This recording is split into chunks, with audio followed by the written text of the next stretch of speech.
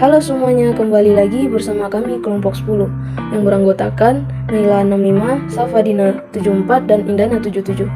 Kali ini kami akan membahas tentang LCA mengenai dampak dan interpretasi dari panel dinding komposit.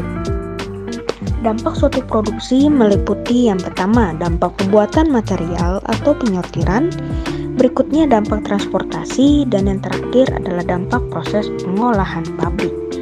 Adapun dampak pembuatan material atau penyortiran dari dinding komposit ini adalah diantaranya yang terdapat bahan baku utama pada dinding komposit seperti semen, limbah, plastik, dan serabut kelapa. Adapun pada semen, dampak industri pengolahan semen pada umumnya adalah kapur dan tanah liat tidak bisa diperbaharui sehingga suatu saat dapat habis. Berikutnya menghasilkan karbon monoksida, karbon dioksida, nitrat oksida, sulfur oksida, dan debu atau partikel matter. Yang terakhir adalah penggunaan air pada pembuatan semen cukup tinggi sehingga berpotensi berebutan dengan kebutuhan pertanian. Berikutnya adalah dampak penyortiran dari bahan komposit pada dinding, yaitu limbah kertas, plastik, dan serabut kelapa. Dampak penyortiran dari bahan komposit tersebut adalah diperlukan tenaga manusia atau mesin untuk memilih dan memilah kualitas yang terbaik dari limbah tersebut. Yang kedua, dibutuhkan transportasi dari TPA ke laboratorium. Dan yang terakhir, agar bahan komposit itu bisa menyatu, maka diperlukan proses peleburan.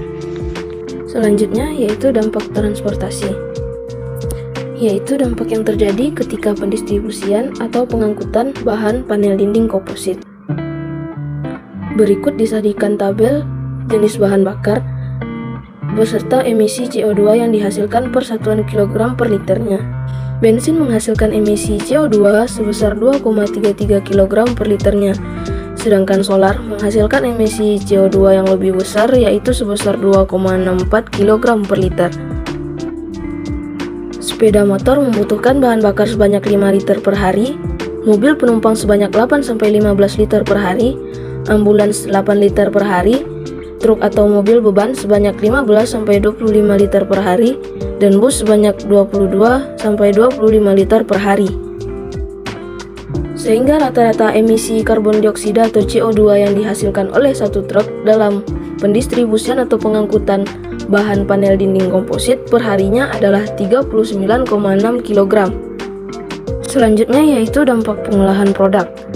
Berdasarkan analisis inventory, pengolahan produk dinding komposit menghasilkan beberapa senyawa berbahaya seperti sulfur dioksida, nitrogen dioksida, dan total suspend particulate pada saat mixing semua produknya, yang nantinya dapat mengganggu kesehatan atau sistem pernapasan.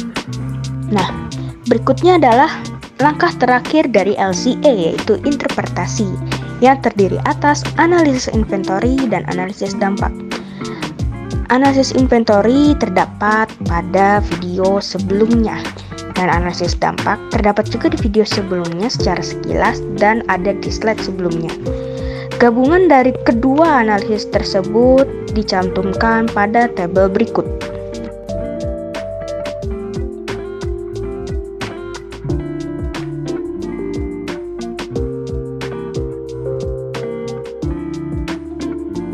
Sehingga dapat disimpulkan bahwa limbah kertas yang ada saat ini dapat digunakan kembali sebagai filler panel dinding komposit, di mana penggunaannya dinilai cukup efektif untuk mengurangi timbunan limbah kertas yang ada dan juga berkontribusi untuk mengurangi pencemaran lingkungan yang terjadi akibat limbah kertas.